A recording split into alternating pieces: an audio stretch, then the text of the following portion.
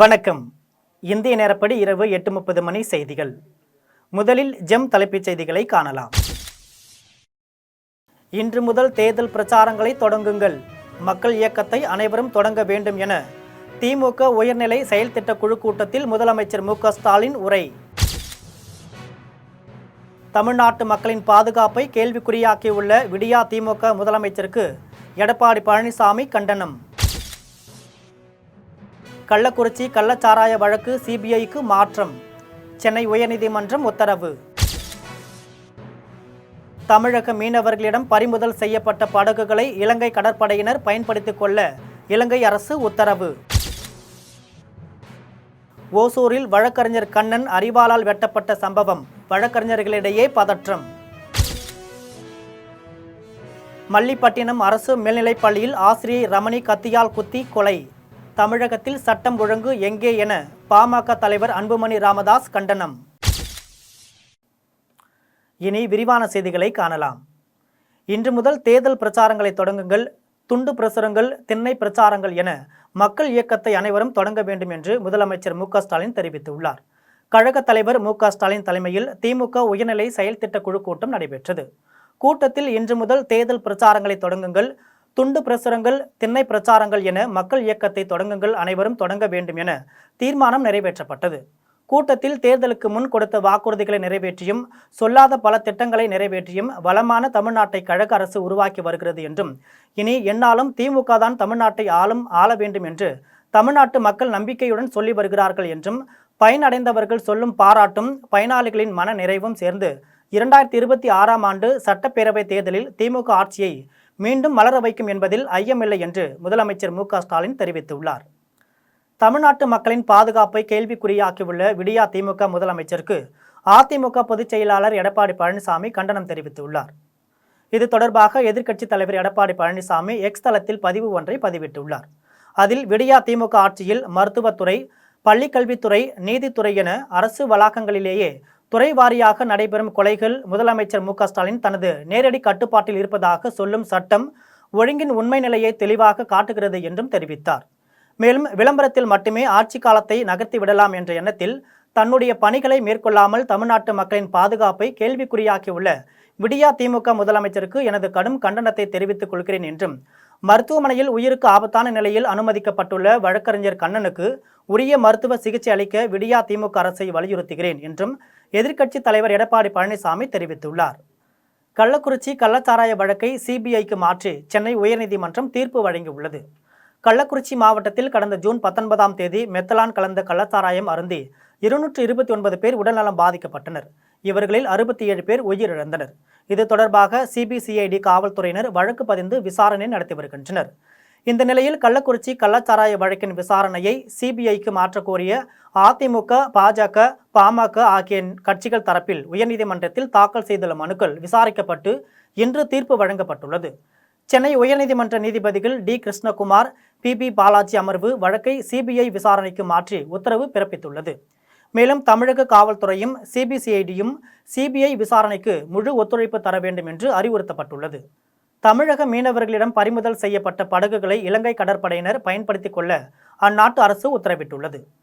எல்லை தாண்டி மீன்பிடித்த குற்றச்சாட்டில் தமிழக மீனவர்கள் கைது செய்யும் இலங்கை கடற்படையினர் அவர்களின் படகுகளையும் பறிமுதல் செய்வது வழக்கம். இந்த நிலையில் தமிழக மீனவர்களிடம் இருந்து பறிமுதல் செய்யப்பட்டு இலங்கை துறைமுகங்களில் நிறுத்தி வைக்கப்பட்டுள்ள படகுகளை பயன்படுத்துமாறு கடற்படைக்கு அந்நாட்டு அரசு உத்தரவிட்டுள்ளது. முதல் கட்டமாக மன்னார் துறைமுகத்தில் உள்ள 5 படகுகள், மயிலிடி துறைமுகத்தில் உள்ள 8 படகுகள் இலங்கை கடற்படை பயன்பாட்டிற்கு ஒப்படைக்கப்பட்டுள்ளது. இலங்கை அரசின் இந்த உத்தரவால் தமிழக மீனவர்கள் கலக்கமடைந்துள்ளனர்.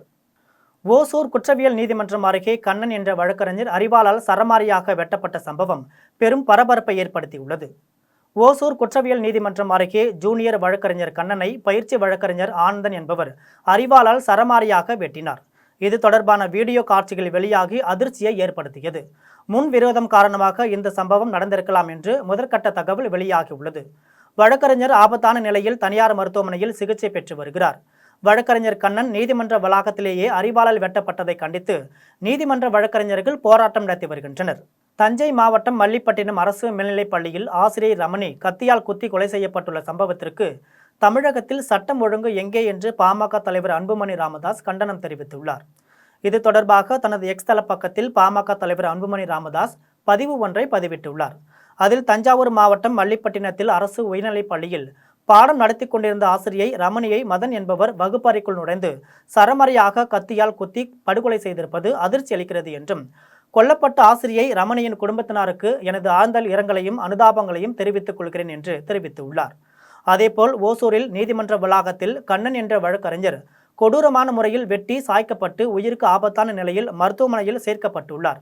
அவர் விரைவில் நலம் பெற எனது விருப்பங்களையும் தெரிவித்துக் கொள்கிறேன் என்று தெரிவித்துள்ளார். மேலும் சென்னை கிண்டி பன்னோக்கு அரசு மருத்துவமனைக்குள் ஒருவர் நுழைந்து மருத்துவர் பாலாஜியை சரமாரியாக கத்தியால் குத்தியதில் ஏற்பட்ட அதிர்ச்சியும் பதற்றமும் விலகுவதற்கு முன்பாகவே தஞ்சாவூருக்கு அருகில் பள்ளிக்குள் நுழைந்து ஆசிரியர் படுகொலை செய்யப்பட்டிருப்பதையும் வழக்கறிஞர் கொடூரமான முறையில் வெட்டப்பட்டிருப்பதையும் பார்க்கும்போது நாம் எங்கு வாழ்ந்து கொண்டிருக்கிறோம் என்ற அச்சம்தான் ஏற்படுகிறது என்றும் அன்புமணி ராமதாஸ் தெரிவித்துள்ளார்.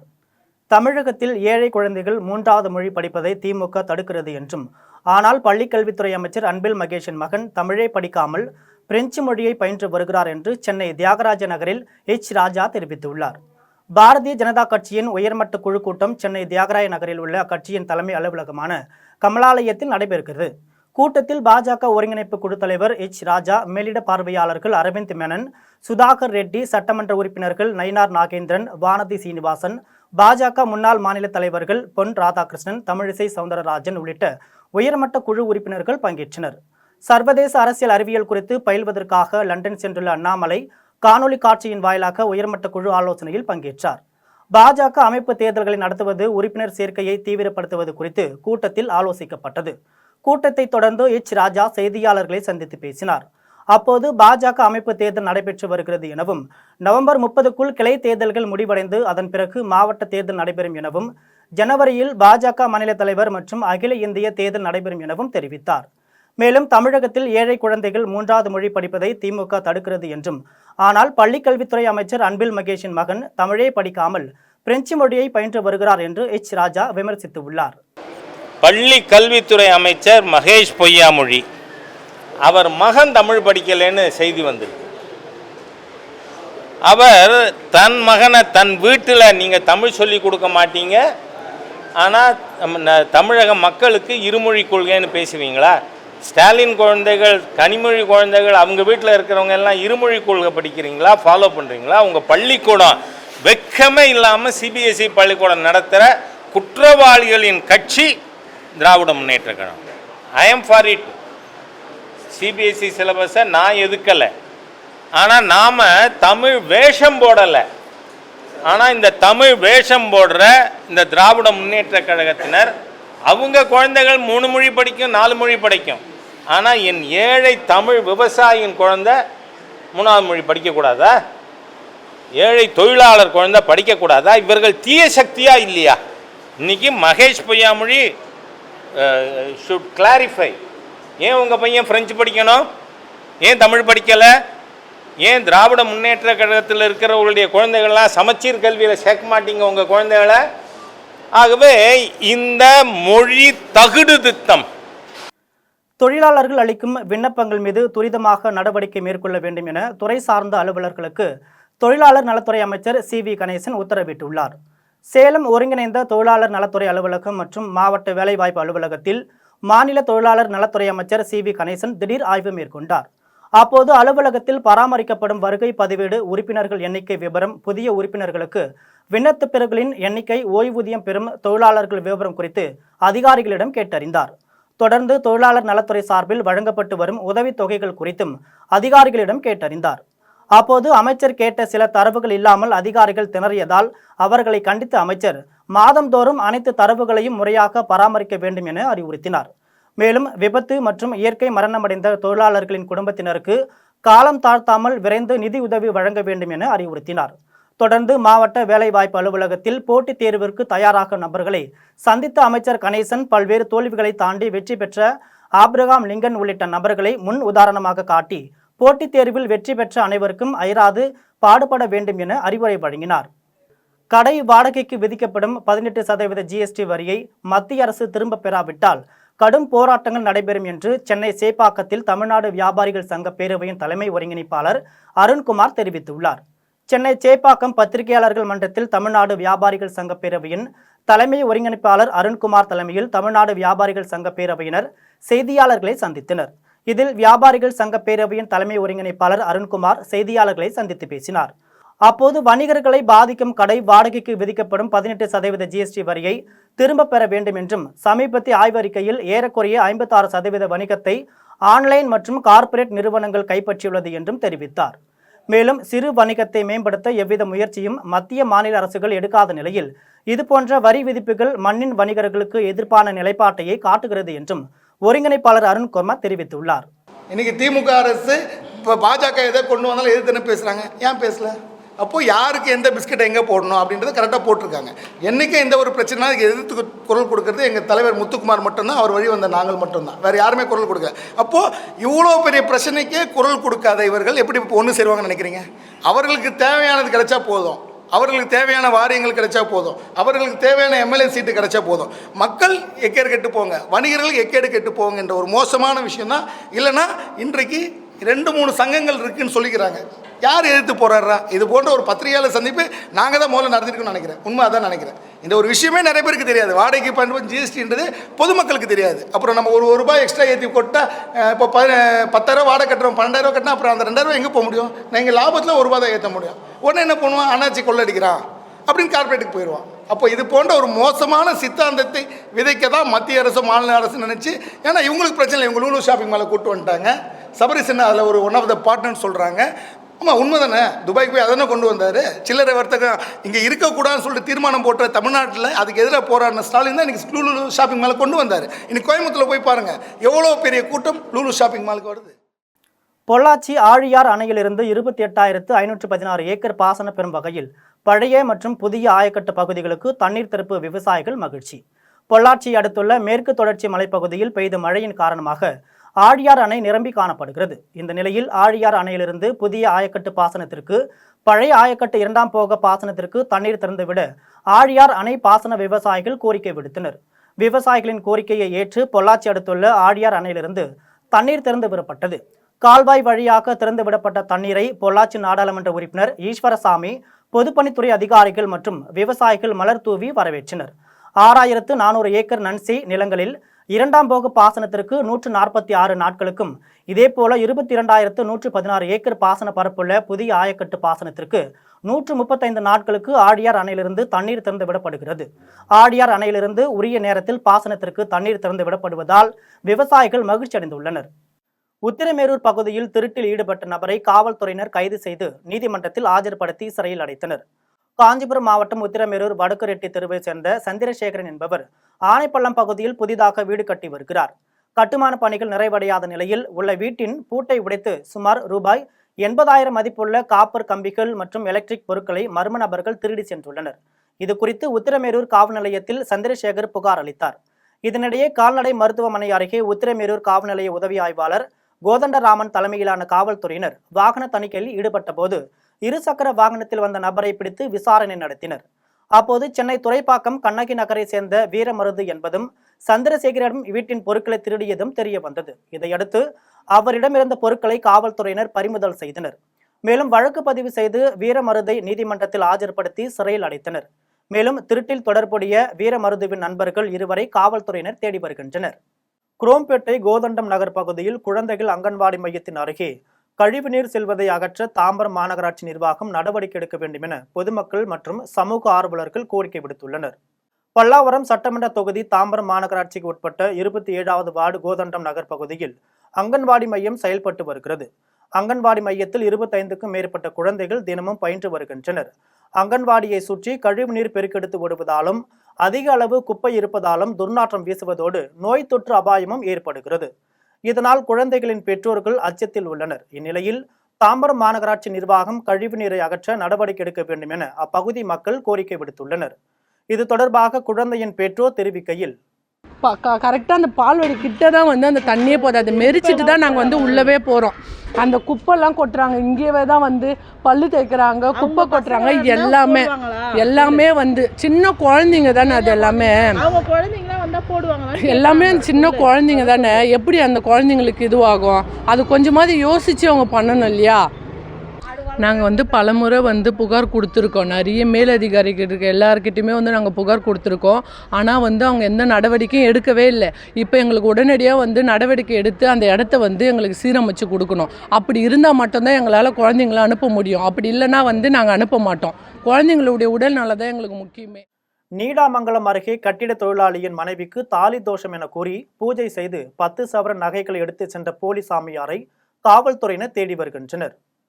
திருவாரூர் மாவட்டம் நீடாமங்கலம் அருகே உள்ள முல்லைவாசல் கிராமத்தில் வசித்து வரும் கட்டிட தொழிலாளி பிரபு என்பவரின் வீட்டிற்கு கொரடாச்சேரியை சேர்ந்த முதியவர் ஒருவர் வந்தார். அப்பொழுது தனக்கு 2 வீடுகள் கட்டித்தர வேண்டும் என கூறி குடும்பத்தாரிடம் அறிமுகம் செய்து கொண்டு சகஜமாக பேசிக்கொண்டு முதியவர் நெருக்கத்தை ஏற்படுத்தி கொண்டார்.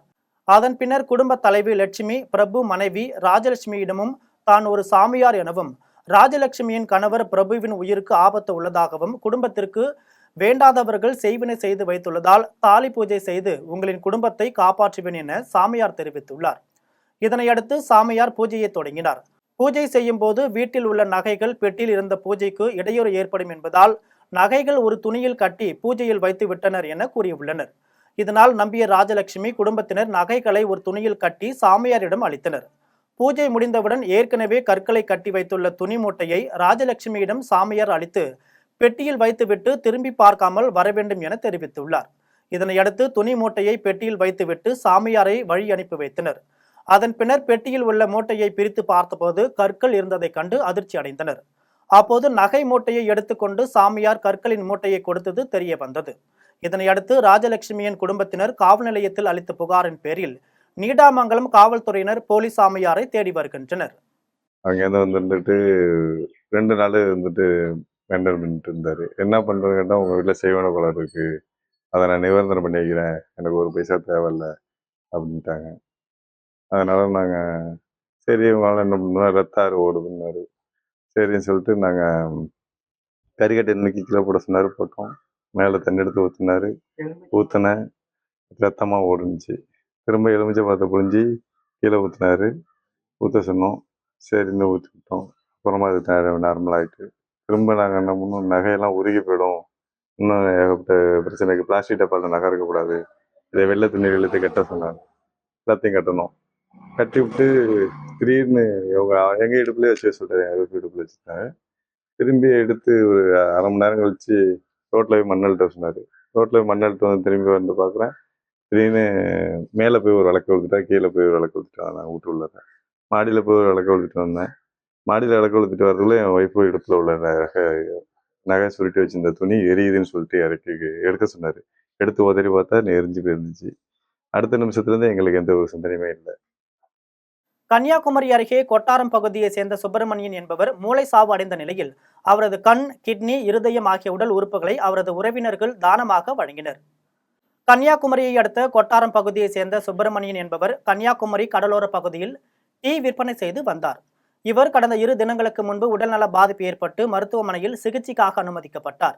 உடல்நிலையில் முன்னேற்றம் அடைந்து வந்த நிலையில் திடீரென மூளை நரம்பில் இரத்த கசிவு ஏற்பட்டு கோமா நிலைக்கு சென்றார். அதன் பின்னர் மருத்துவர்கள் மூளை சாவு அடைந்ததாக அவரது குடும்பத்தாரிடம் தெரிவித்தனர். சோகமான நிலையில் அவர் குடும்பத்தார் மூளை சாவு அடைந்த சுப்பிரமணியின் உடல் உறுப்புகளை தானம் செய்ய முன் வந்தனர். அதனையடுத்து ஆசாரிப்பள்ளம் அரசு மருத்துவக் கல்லூரி மருத்துவமனையில் அவரது கண், இருதயம், சிறுநீரகம் உள்ளிட்டவற்றை மருத்துவர்கள் எடுத்தனர். அதன் பின்னர் திருநெல்வேலி, மதுரை, திருச்சி, சென்னை உள்ளிட்ட மருத்துவமனைகளில் சிகிச்சை பெற்று வரும் நோயாளிகளுக்கு உடல் உறுப்புகளை பொறுத்த காவல்துறையினரின் பாதுகாப்புடன் ஆம்புலன்ஸில் எடுத்து செல்லப்பட்டது. விழுப்புரம் மாவட்டம் களத்தப்பட்டு கிராமத்தில் ஆக்கிரமிப்புகள் அதிரடியாக அகற்றப்பட்டதால் கைக்குழந்தைகளுடன் வீடுகளை இழந்தவர்கள் பரிதவித்தனர். விழுப்புரம் மாவட்டம் மேல்மலையனூர் தாலுகா களத்தப்பட்டு கிராம பகுதியில் உள்ள பாதை, கல்லாங்குத்து மற்றும் தரிசு நிலங்களில் சுமார் 50 ஆண்டுகளுக்கு மேலாக பகுதி மக்கள் வீடு கட்டி வசித்து வந்துள்ளனர். இந்நிலையில் அதே கிராமத்தை சேர்ந்த ராஜாராமன் என்பவர் சென்னை உயர்நீதிமன்றத்தில் அரசு நிலங்களை ஆக்கிரமித்து வீடுகள் மற்றும் விவசாயம் செய்து வருபவர்களின் நிலங்களை அரசு மீட்க வேண்டும் என சென்னை உயர்நீதிமன்றத்தில் வழக்கு தொடர்ந்திருந்தார். உயர்நீதிமன்ற தீர்ப்பின் அடிப்படையில் முதற்கட்டமாக அரசு நிலங்களை ஆக்கிரமித்து வீடு கட்டியதாக மேல்மலையனூர் வட்டார வளர்ச்சி அலுவலர் முகமது அலி தலைமையில் 2 பொக்லைன் இயந்திரங்கள் மூலம் வீடுகளை அதிரடியாக அகற்றினர். இச்சம்பவத்தால் கை குழந்தைகளுடன் அப்பகுதி மக்கள் கதறி அழுத சம்பவம் பெரும் சோகத்தை ஏற்படுத்தியது. தென்காசி மாவட்டம் குற்றால அருவிகளில் வெள்ளப்பெருக்கு ஏற்பட்டுள்ளதால் சுற்றுலா பயணிகள் குளிப்பதற்கு மாவட்ட நிர்வாகம் தடை விதித்துள்ளது. தமிழகத்தில் வளிமண்டல கீழடுக்கு சுழற்சி காரணமாக தமிழகம் முழுவதும் பரவலாக மழை பெய்து வருகிறது. தென்காசி மாவட்டத்தில் குற்றாலம், செங்கோட்டை, பாவூர் சத்திரம் உள்ளிட்ட சுற்று வட்டார பகுதிகளிலும் கனமழை பெய்தது. மேற்கு தொடர்ச்சி மலைப்பகுதிகளிலும் தொடர்ந்து மழை பெய்ததால் குற்றாலம் பேரருவி, ஐந்தருவி, பழைய குற்றால அருவி ஆகிய அருவிகளில் நீர்வரத்து அதிகரித்தது. இதனால் சுற்றுலா பயணிகளின் பாதுகாப்பு கருதி அருவிகளில் சுற்றுலா பயணிகள் குளிப்பதற்கு மாவட்ட நிர்வாகம் தடை விதித்துள்ளது. இந்நிலையில் தற்போது ஐயப்ப சீசன் காலம் என்பதால் அருவிகளில் குளிக்க முடியாமல் ஐயப்ப பக்தர்களும் சுற்றுலா பயணிகளும் ஏமாற்றமடைந்தனர். புனித பேட்ரிக் மேல்நிலைப் பள்ளியில் நடந்த குழந்தைகள் தின விழாவில் போட்டியில் வெற்றி பெற்ற மாணவர்களுக்கு பரிசுகள் வழங்கப்பட்டது. புதுச்சேரி பேட்ரிக் மேல்நிலைப் பள்ளியில் குழந்தைகள் தின விழா கொண்டாடப்பட்டது. விழாவில் பங்கேற்றவர்களை பள்ளி தாளாளர் பிரெட்ரிக் வரவேற்றார். பள்ளி முதல்வர் ஸ்டெல்லா வாழ்த்துரை வழங்கினார். விழாவில் சிறப்பு விருந்தினர்களாக அரசு பள்ளி கல்வி இயக்குனர் பிரியதர்ஷினி, அருட்தந்தை ஜோசப் பால், ஜிப்மர் மருத்துவமனை பேராசிரியர் வெங்கடாசலம், அப்போலோ மருத்துவமனை இணை ஆலோசகருமான பாலச்சந்திரன் ஆகியோர் கலந்து கொண்டு சிறப்புரையாற்றினர். அதனைத் தொடர்ந்து அவந்திகா போட்டியில் பதக்கம் பெற்ற மாணவர்களுக்கு ஓவியம், விளையாட்டு உள்ளிட்ட போட்டிகளில் வெற்றி பெற்ற மாணவர்களுக்கும் பரிசுகள் வழங்கி கௌரவிக்கப்பட்டது. விழாவில் பள்ளி மருத்துவ இயக்குனர் ஜீட்டா பிரெட்டிக் மற்றும் ஆலோசனை குழு உறுப்பினர்கள், ஆசிரியர்கள், பெற்றோர் உட்பட மாணவர்கள் பலர் கலந்து கொண்டனர். அதிக நேரம் உடற்பயிற்சி செய்த ஜிம் உரிமையாளர் மயங்கி விழுந்து உயிரிழந்த சம்பவம் சேலத்தில் சோகத்தை ஏற்படுத்தியுள்ளது. சேலம் பழைய பேருந்து நிலையம் அருகே உள்ள கோட்டை அண்ணா நகர் தெருவை சேர்ந்த சேட்டு என்கிற மகாதீர் முகமது என்பவர் தாதுபாய்குட்டை பகுதியில் உதிரிபாக கடை வைத்துள்ளார். மேலும் குகை ஆற்றோர வடக்கு தெருவில் உடற்பயிற்சி நிலையத்தையும் நடத்தி வந்தார்.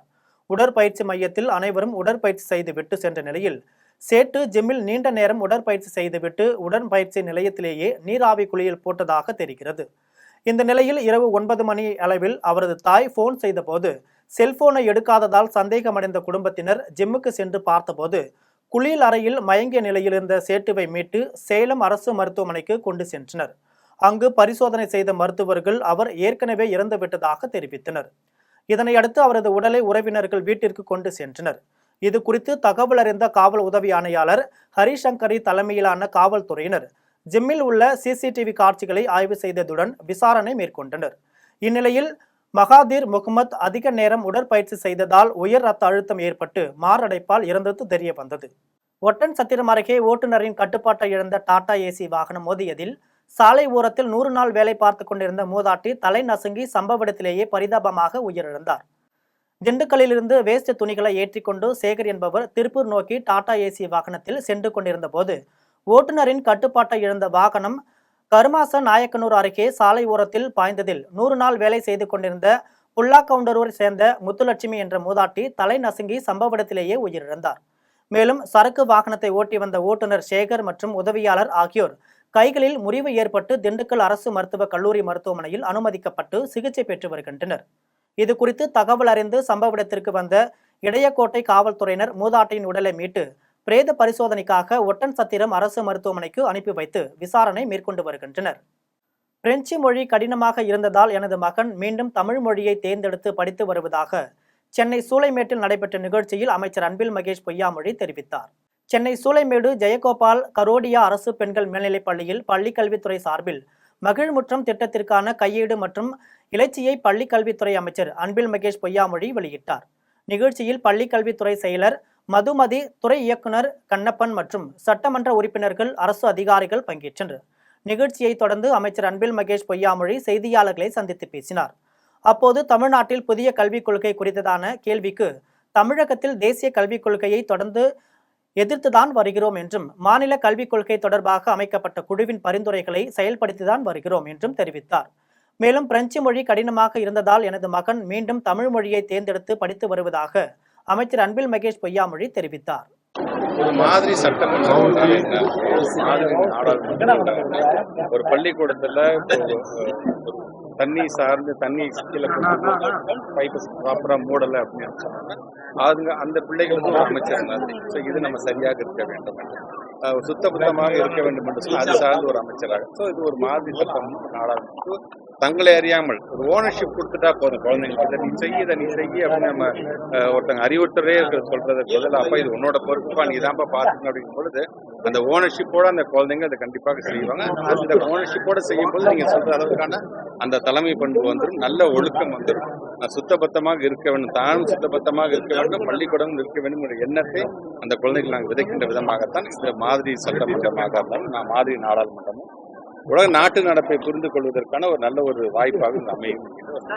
கோவில்பட்டியில் அரசு மதுபான கடையின் பூட்டை உடைத்து ரூபாய் 10,000ஐயும் கேமரா, ஹார்ட் டிஸ்க், மதுபான பாட்டில்கள், சிகரெட் உள்ளிட்டவைகளையும் அள்ளி சென்ற கொள்ளையர்களை காவல்துறையினர் தேடி வருகின்றனர். தூத்துக்குடி மாவட்டம் கோவில்பட்டி எட்டயாபுரம் சாலையில் உள்ள டாஸ்மாக் கடை மற்றும் பாரை வழக்கம்போல் இரவு 10 மணிக்கு மூடிவிட்டு ஊழியர்கள் வீட்டிற்கு சென்றனர். இந்நிலையில் அதிகாலையில் மர்ம நபர்கள் டாஸ்மாக் கடையின் பூட்டை உடைத்து ரூபாய் 10,000ஐயும் 5 ரூபாய் நாணயங்கள் கொண்ட பாக்கெட்டுகள் மற்றும் மதுபான பாட்டில்களையும் மர்ம நபர்கள் எடுத்துச் சென்றனர். இதேபோன்று டாஸ்மாக் கடையோடு இயங்கி வரும் வள்ளிநாயக்கபுரத்தை சேர்ந்த கருப்பசாமி என்பவருக்கு சொந்தமான மதுக்கூடத்தையும் உடைத்து ரூபாய் 2,000ஐயும் ரூபாய் 3,000 மதிப்புடைய சிகரெட் பாக்கெட்டுகள், கேமரா மற்றும் ஹார்ட் டிஸ்குகளையும் மர்ம நபர் திருடி சென்றுள்ளனர். இது குறித்து கோவில்பட்டி கிழக்கு காவல் நிலையத்தில் அளித்த புகாரின் பேரில் காவல்துறையினர் வழக்கு பதிவு செய்து அப்பகுதியில் உள்ள சிசிடிவி காட்சிகளின் அடிப்படையில் கொள்ளையர்களை தேடி வருகின்றனர்.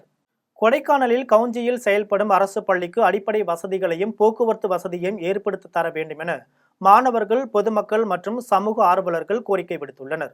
மேற்கு தொடர்ச்சி மலையில் அமைந்துள்ள கொடைக்கானலில் கவுஞ்சியில் அரசு பள்ளி செயல்பட்டு வருகிறது.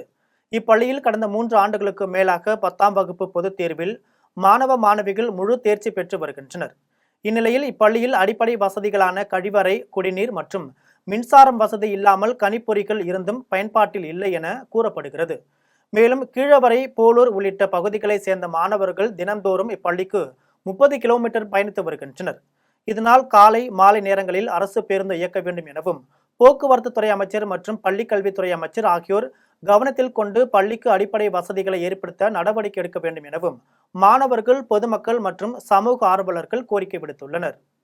வாலாஜாபாத் பேரூராட்சி மன்ற உறுப்பினரும் காங்கிரஸ் கட்சியை சேர்ந்தவருமான ஸ்ரீதரி நினைவஞ்சலி நிகழ்ச்சி நடைபெற்றது.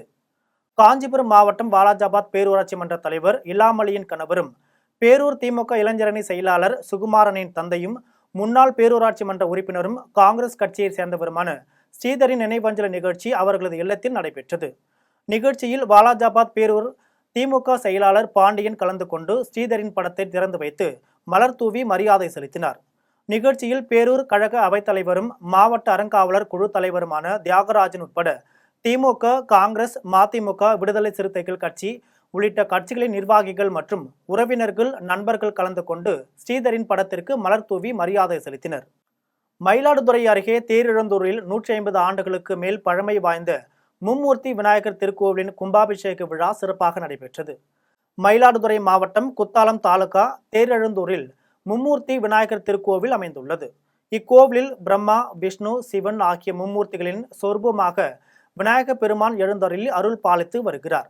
இக்கோவிலில் பழமை மாறாமல் புனரமைக்கப்பட்டு கும்பாபிஷேக விழா சிறப்பாக நடைபெற்றது. விழாவை முன்னிட்டு கடந்த 17ஆம் தேதி விக்னேஸ்வர பூஜை, நவகிரக ஹோமம், கணபதி ஹோமம் உள்ளிட்ட சிறப்பு பூஜைகள், யாக வேள்விகள் நடைபெற்றது. அதனைத் தொடர்ந்து சிவாச்சாரியர்கள் யாகத்தில் பூஜிக்கப்பட்ட புனித நீரை மேலத்தாள வாத்தியங்கள் முழங்க கோவிலின் கோபுரத்திற்கு எடுத்து சென்று கலசத்தின் மீது ஊற்றி கும்பாபிஷேகத்தை சிறப்பாக நடத்தினர். அதன் பின்னர் கோவிலில் திரண்டிருந்த பக்தர்கள் மீது புனித நீரை தெளித்தனர். அதனைத் தொடர்ந்து மூலவர் மும்மூர்த்தி விநாயகருக்கு சிறப்பு அபிஷேகம் செய்யப்பட்டு மகா தீபாராதனை காண்பிக்கப்பட்டது. விழாவில் திரளான பக்தர்கள் கலந்து கொண்டு மும்மூர்த்தி விநாயகரை வழிபட்டனர். மீண்டும் ஜெம் தலைப்புச் செய்திகள். இன்று முதல் தேர்தல் பிரச்சாரங்களை தொடங்குங்கள். மக்கள் இயக்கத்தை அனைவரும் தொடங்க வேண்டும் என திமுக உயர்நிலை செயல் திட்ட குழு கூட்டத்தில் முதலமைச்சர் மு.க. ஸ்டாலின் உரை. தமிழ்நாட்டு மக்களின் பாதுகாப்பை கேள்விக்குறியாக்கியுள்ள விடியா திமுக முதலமைச்சருக்கு எடப்பாடி பழனிசாமி கண்டனம். கள்ளக்குறிச்சி கள்ளச்சாராய வழக்கு சிபிஐக்கு மாற்றம். சென்னை உயர்நீதிமன்றம் உத்தரவு. தமிழக மீனவர்களிடம் பறிமுதல் செய்யப்பட்ட படகுகளை இலங்கை கடற்படையினர் பயன்படுத்திக் கொள்ள இலங்கை அரசு உத்தரவு. ஓசூரில் வழக்கறிஞர் கண்ணன் அரிவாளால் வெட்டப்பட்ட சம்பவம், வழக்கறிஞர்களிடையே பதற்றம். மல்லிப்பட்டினம் அரசு மேல்நிலைப் பள்ளியில் ஆசிரியை ரமணி கத்தியால் குத்தி கொலை. தமிழகத்தில் சட்டம் ஒழுங்கு எங்கே என பாமக தலைவர் அன்புமணி ராமதாஸ் கண்டனம். இத்துடன் ஜெம் செய்திகள் நிறைவடைகின்றன. மீண்டும் ஜெம் செய்திகள் நள்ளிரவு 12 மணிக்கு. உடனுக்குடன் செய்திகளை காண GemLive.tv என்ற இணையதளத்தில் இணைந்திருங்கள். நன்றி, வணக்கம்.